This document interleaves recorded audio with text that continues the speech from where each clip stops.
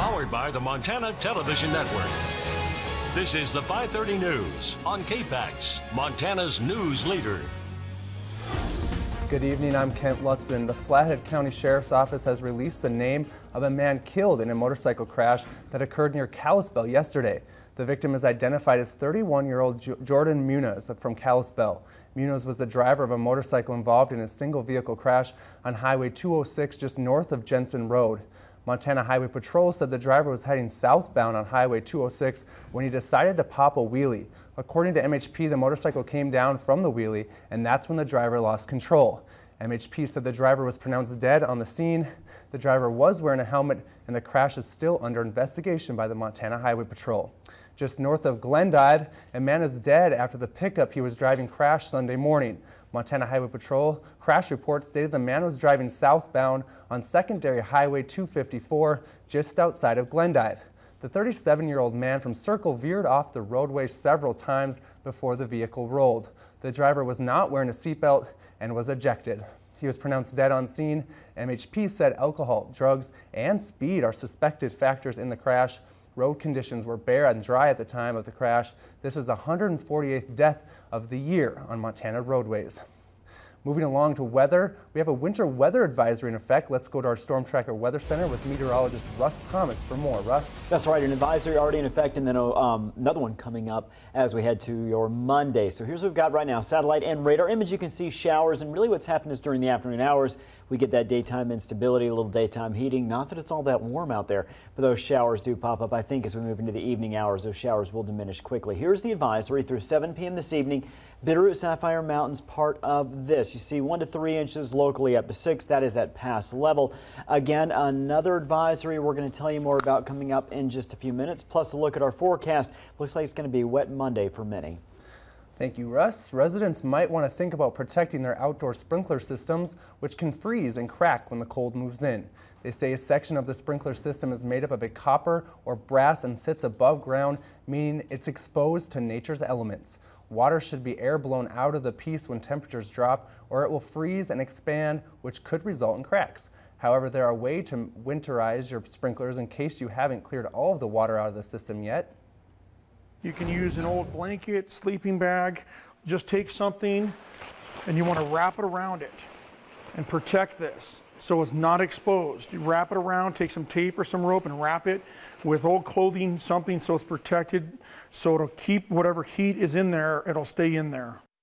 Blanchard says underground irrigation systems won't be affected quite yet by the cold, but they'll become more vulnerable in the coming weeks when the ground begins to freeze. Earlier today, volunteers grabbed their clippers and headed out to 10 Spoon Vineyard and Winery for the 2017 Volunteer Harvest. The vineyard currently has 8 acres of grapes. The owner estimates that from those 8 acres, they'll be able to bring in around 14 tons of grapes this weekend.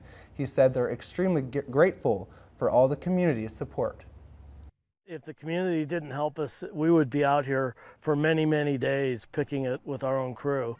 So this is a great help to us, and the community seems to really respond to locally produced agricultural products, and it's a lot of fun to do it too. So these events have been going on since 2014 and will continue every harvesting season. It's been a busy summer for the Westside Orchard Garden in Great Falls. Over 120 kids from various location groups visited the garden and benefited from its abundance of fresh produce. So what I see is that kids a lot of times don't eat vegetables when they're at the Boys and Girls Club, or I see it in the school lunch line, they kind of do a hard pass. But when they actually get to grow the zucchini, then they are so eager to eat it when it's on the lunch line because they participated in it, they grew it, they had their hands in the dirt. The event started off with a class on dehydrating and preserving produce. The garden team was harvested more than 2,000 pounds of produce this year, so after the event, there was plenty of free vegetables available for volunteers to take home. The day also hosted a spaghetti potluck dinner, which featured a pasta sauce with tomatoes picked from the garden. The event also held raffle prizes and games to help raise proceeds. The celebration was a very special day for one Boys and Girls Club member who spent much of the summer managing a garden.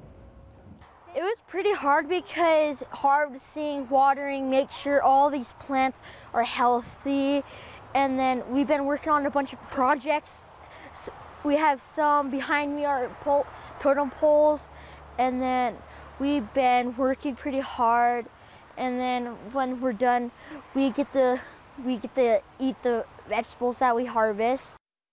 Numerous local sponsors like the Boys and Girls Club of Cascade County played a role in obtaining grant money for youth gardening programs. One program focused on juvenile diabetes and Native American youth. Support continues to pour in for the MTN Montana Wildfire Relief Fund. As of today, we have raised more than $291,000, and we have a new match. Carl and Kay Carbon of Great Falls will match the next $50,000 in donations moving forward. This is a terrific opportunity for you to double the amount of your contribution. The Wildfire Relief Fund is a partnership between MTN and the Montana Community Foundation. Money raised will be distributed to those impacted by the 2017 wildfires through a grant process application beginning on October 9th. But there's still time to donate. Just go to our website, KPAX.com. This week marks a prime time for bull elk to bugle and mate across the state. And in this week's outdoor report, Winston Greeley tells us about some new evidence that shows these bulls prepare for this event way in advance.